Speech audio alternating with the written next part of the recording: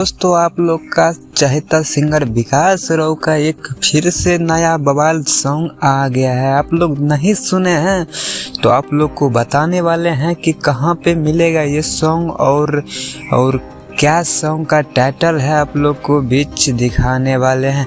तब तक के लिए हमारे चैनल पे नया है तो चैनल को कर लीजिए सब्सक्राइब। तो दोस्तों और कमेंट में जय भीम लिखना ना भूले।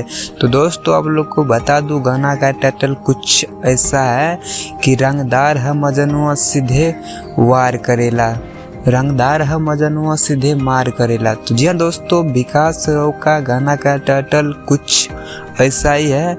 डुएट गाना गाए हैं लड़की लड़का दोनों मिल करके। तो आप लोग को थोड़ा दिखाते हैं और उसके बाद हम बात करते हैं।